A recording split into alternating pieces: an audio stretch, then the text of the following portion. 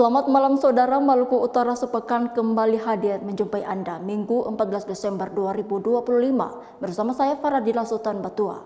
Sejumlah informasi akan kembali kami ulas untuk Anda dalam program Maluku Utara sepekan.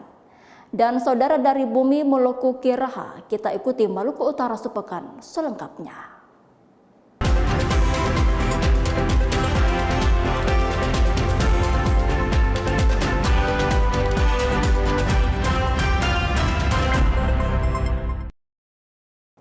Kita awal informasi hari ini saudara pada Senin 8 Desember 2025.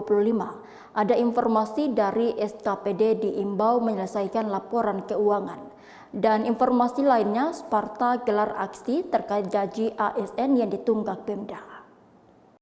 Dalam apel pagi lingkup pegawai pemerintah Provinsi Maluku Utara yang digelar Senin pagi dipimpin oleh staf ahli gubernur bidang ekonomi, keuangan dan pembangunan Abdullah Assagaf. Dalam arahannya Abdullah Assagaf mengimbau agar SKPD dapat menyampaikan laporan keuangan. Ia menekankan bahwa tujuan dari pelaporan keuangan untuk dapat mengevaluasi adanya kendala sekaligus mencari solusi. Sesuai dengan amanat Gubernur dan Wakil Gubernur Maluku Utara, Abdullah Assagaf berharap dengan adanya pelaporan keuangan dapat mencegah terjadinya hutang dalam kegiatan di tahun 2026, sehingga diminta agar segala bentuk laporan keuangan dapat terselesaikan di tahun 2025.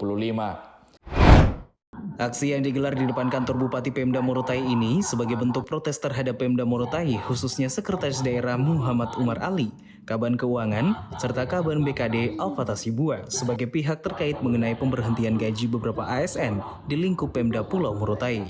Habib Inga, koordinator aksi, dalam orasinya mengatakan tindakan pemberhentian gaji oleh Pemda Morotai terhadap beberapa ASN yang salah satunya Yovani Bandari adalah perbuatan pelanggaran HAM dan pelanggaran administrasi.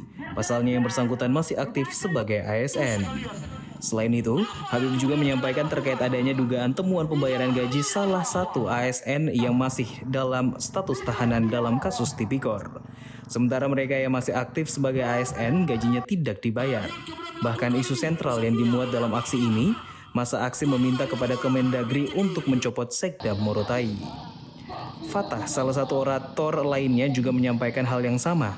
Fatah dalam orasinya menegas akan adanya somasi oleh tim kuasa hukum yang tidak mendapatkan hak mereka, yaitu pemutusan gaji oleh Pemda Morotai sesuai surat yang dikeluarkan Sekda Morotai. Sehingga adanya rekomendasi pemberhentian gaji dari Badan Kepegawaian Daerah Morotai yang ditunjukkan ke Badan Pengelolaan Keuangan dan Aset Daerah Morotai.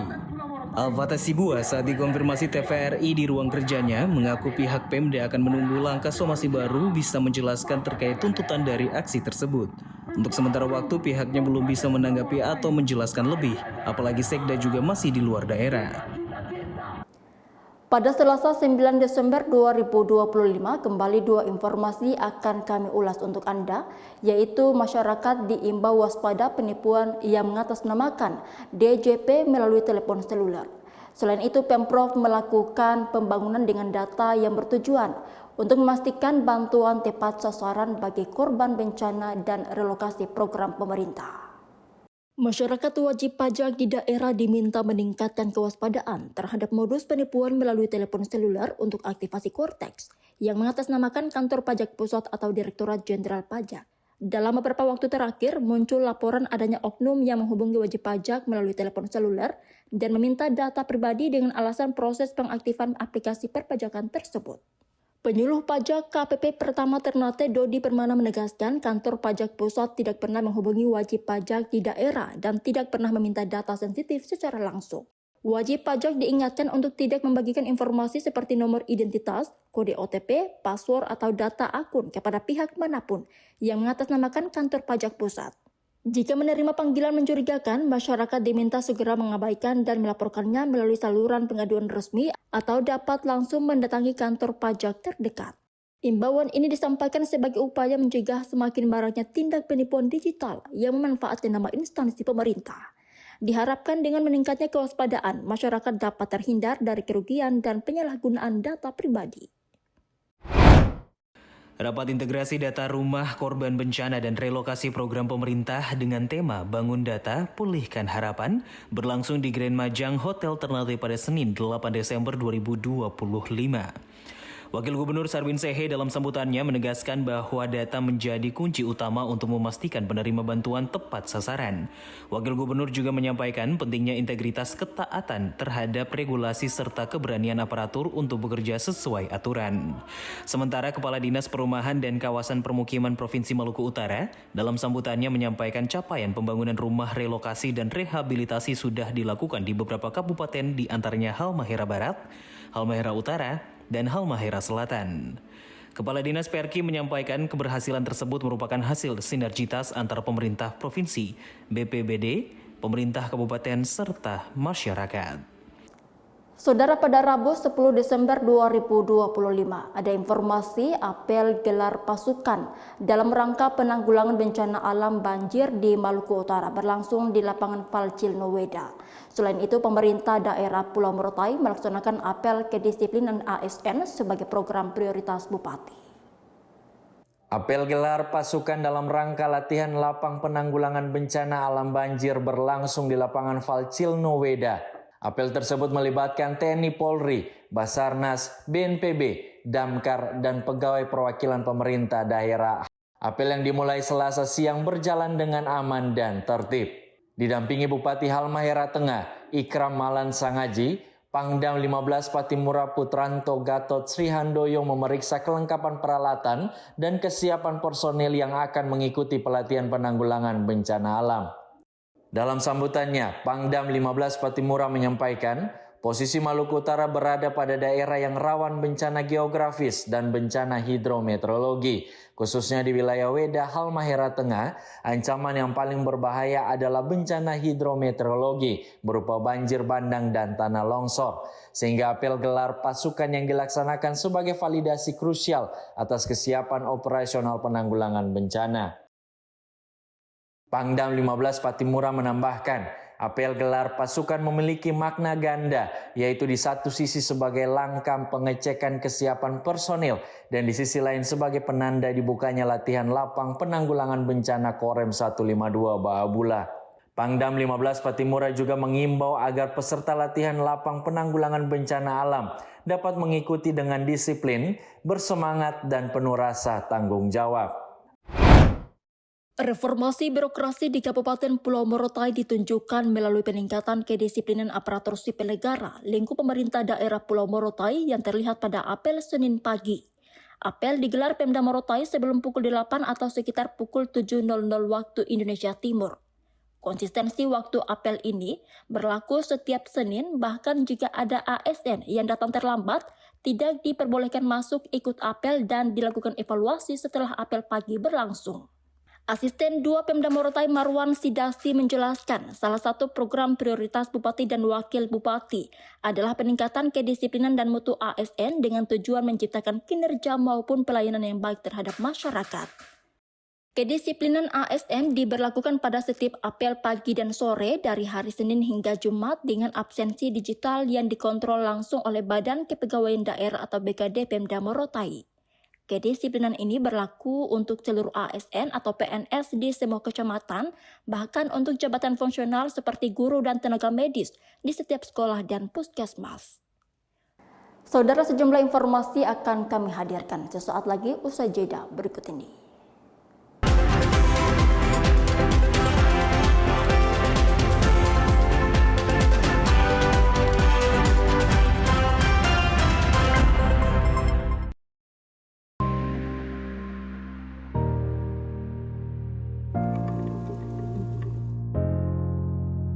Laut, hamparan biru, rumah bagi jutaan kehidupan yang tak terlihat dari permukaan. Di dalam dinginnya arus, raksasa lembut menari-nari, menjadi penanda keharmonisan dan keseimbangan alam yang berkelanjutan.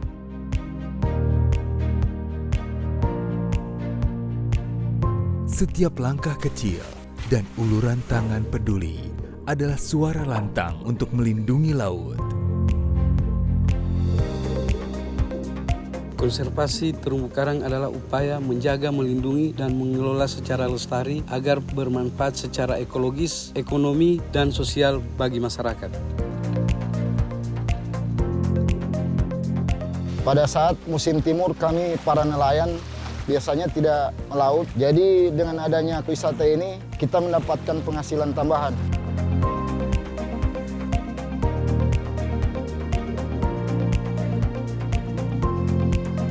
Alam sudah menyediakan segalanya. Selamatkan laut mulai dari kita. Pelestarian bukan hanya sekedar puisi, namun sebuah aksi nyata sebagai tanggung jawab kita bersama. Jaga laut, cegah dari kepunahan, stop eksploitasi biota laut.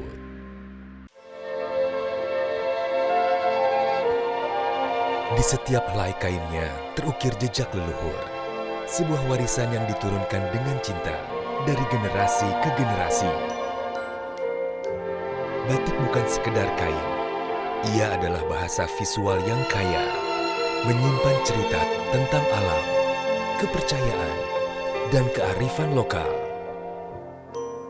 Ia hadir dalam setiap momen penting kehidupan, merangkul tradisi, beradaptasi dengan zaman, menyatukan kita dalam identitas yang membanggakan.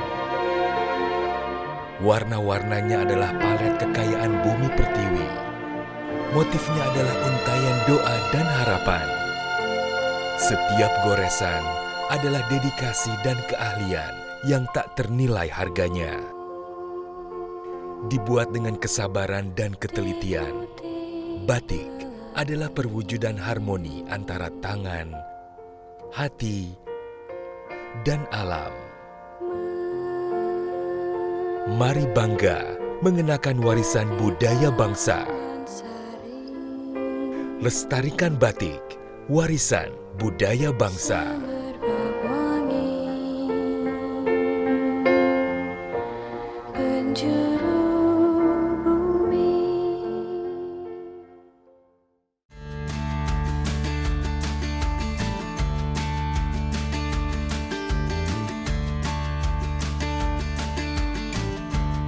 Sebenarnya dari dasar kita selalu mendukung ketahanan pangan.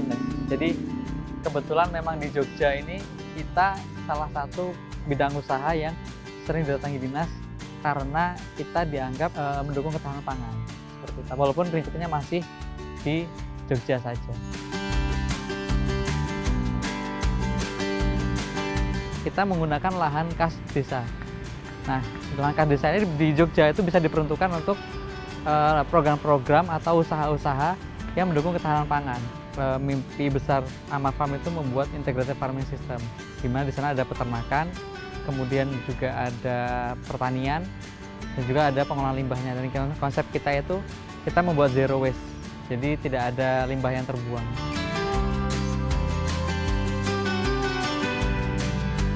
Indonesia memiliki banyak sekali potensi besar di dunia pertanian ya, karena secara daerah tempat kita termasuk tempat yang subur, banyak kawasan-kawasan hijau di mana kita tidak bergantung pada musim. Jadi di musim apapun selama sepanjang tahun kita bisa tanam. Ayo dukung ketahanan pangan, petani cerdas, rakyat sejahtera.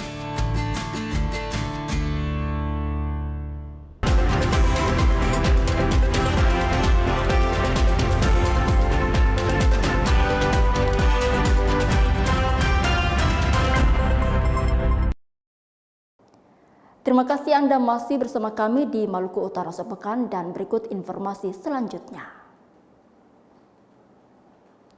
Pada Kamis 11 Desember 2025, ada informasi DPRD akan melayangkan surat pemanggilan 2 polemik gaji ASN. Informasi lainnya, Kapolda Maluku Utara Irjen Polwaris Agono menerima kunjungan kerja Kepala Stasiun TVRI Maluku Utara sebagai langkah mempererat sinergitas antara institusi kepolisian. Bermula di depan kantor Bupati, masa aksi kemudian melanjutkan rutenya ke kantor DPRD Pulau Morotai dan meminta dengar pendapat terbuka dengan DPRD khususnya komisi terkait. Kedatangan masa aksi dari Soliditas Perjuangan Rakyat Tertindas atau Spartan sempat saling adu argumen antara masa aksi dan pihak DPRD. Spartan meminta Komisi 1 untuk menanggapi masalah gaji ASN yang dihentikan Pemda Morotai. Mereka juga meminta DPRD untuk segera memanggil Sekda Umar Ali, Kaban BKD Al-Fatah Sibua, dan Kaban Keuangan. Saat menerima aksi, Ketua Komisi 1 DPRD Kabupaten Pulau Morotai Jainuddin Papala menanggapi semua yang disampaikan masa aksi. Sekretaris dan anggota Komisi 1 DPRD Komisi 1 menyampaikan akan berkoordinasi dengan Kaban BKD Al-Fatah Sibua dan Sekda untuk dimintai pertanggungjawaban atas tindakan pemberhentian gaji yang dinilai sepihak. Ketua dan anggota Komisi 1 DPRD Kabupaten Pulau Morotai saat dikonfirmasi TVRI mengenai surat yang sudah dilayangkan kepada BKD, mereka mengaku tidak ada tanggapan dari Al-Fatah Sibua selaku Kaban BKD. Sehingga surat kedua akan segera dilayangkan pada hari Jumat mendatang untuk digelar rapat dengar pendapat. Sebelumnya Kaban BKD Pemda Morotai saat menanggapi aksi tersebut mengatakan pihak Pemda akan menunggu langkah somasi baru dapat menjelaskan terkait tuntutan dari aksi tersebut. Kapolda Maluku Utara Irjen Polwaris Agono menerima kunjungan kerja Kepala Stasiun TVRI Maluku Utara di ruang kerjanya Kamis siang 11 Desember 2025. Kunjungan ini bertujuan memperkuat hubungan kelembagaan sekaligus meningkatkan koordinasi dan penyebaran informasi publik yang akurat dan edukatif. Dalam pertemuan tersebut, Kapolda Maluku Utara menyambut baik kehadiran pimpinan TVRI Maluku Utara dan menegaskan pentingnya kolaborasi antara kepolisian dan media penyiaran. Sinergi ini dinilai strategis untuk mendukung transparansi informasi, terutama terkait program kerja kepolisian yang berkaitan dengan pelayanan masyarakat.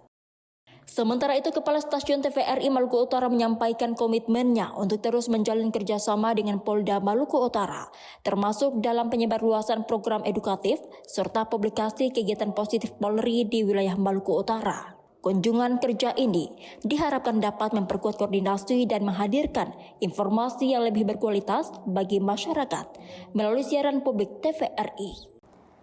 Saudara, pada Jumat 12 Desember 2025 ada informasi kasus korupsi Isda Taliabu, negara rugi 8 miliar rupiah. Selain itu, OJK hadir untuk masyarakat dengan komitmen akan melakukan langkah strategis agar seluruh masyarakat dapat mengakses jasa keuangan yang terpercaya.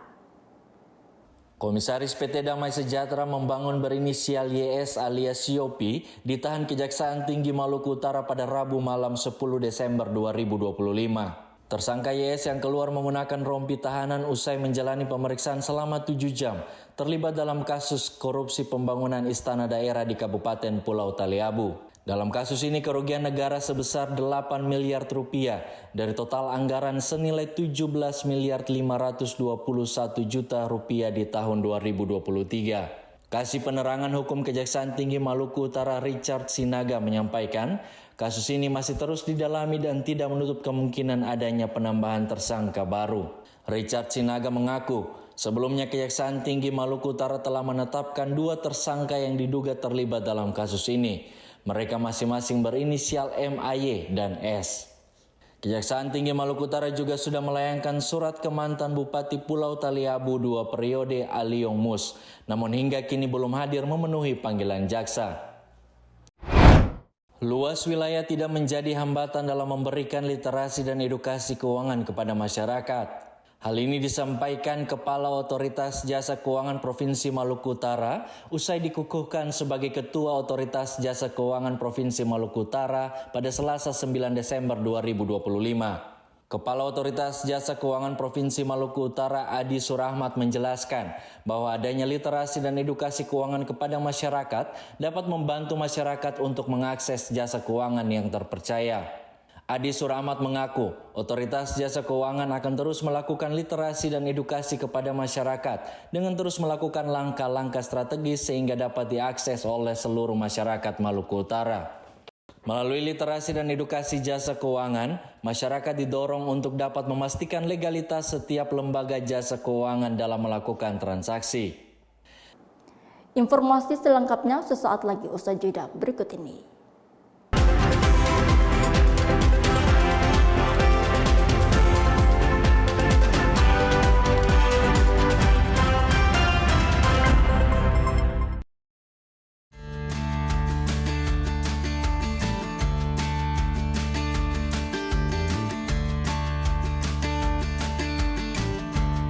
Sebenarnya dari dasar kita selalu mendukung ketahanan pangan. Jadi kebetulan memang di Jogja ini kita salah satu bidang usaha yang sering didatangi dinas karena kita dianggap mendukung ketahanan pangan. Seperti itu. Walaupun prinsipnya masih di Jogja saja. Kita menggunakan lahan kas desa. Nah, lahan kas desa ini di Jogja itu bisa diperuntukkan untuk program-program atau usaha-usaha yang mendukung ketahanan pangan.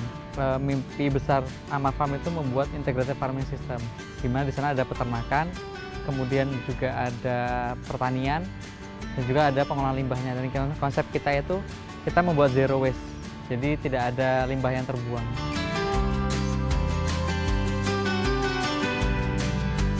Indonesia memiliki banyak sekali potensi besar di dunia pertanian ya, karena secara daerah tempat kita termasuk tempat yang subur, banyak kawasan-kawasan hijau di mana kita tidak bergantung pada musim. Jadi di musim apapun selama sepanjang tahun kita bisa tanam. Ayo, dukung ketahanan pangan, petani cerdas, rakyat sejahtera.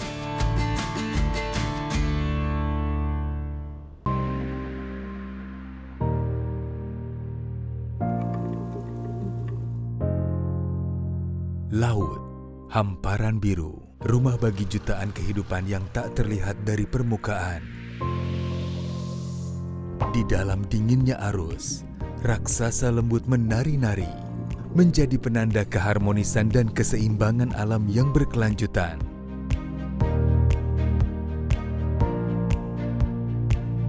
Setiap langkah kecil dan uluran tangan peduli adalah suara lantang untuk melindungi laut. Konservasi terumbu karang adalah upaya menjaga, melindungi, dan mengelola secara lestari agar bermanfaat secara ekologis, ekonomi, dan sosial bagi masyarakat. Pada saat musim timur kami para nelayan biasanya tidak melaut. Jadi dengan adanya wisata ini kita mendapatkan penghasilan tambahan.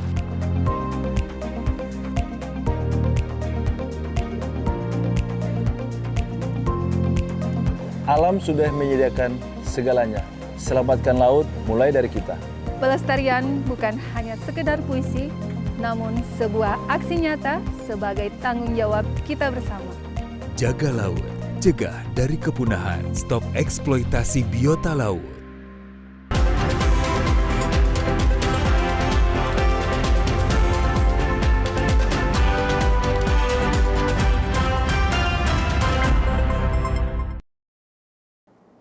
Terima kasih saudara Anda masih bersama kami di Maluku Utara Sepekan dan berikut informasi selanjutnya.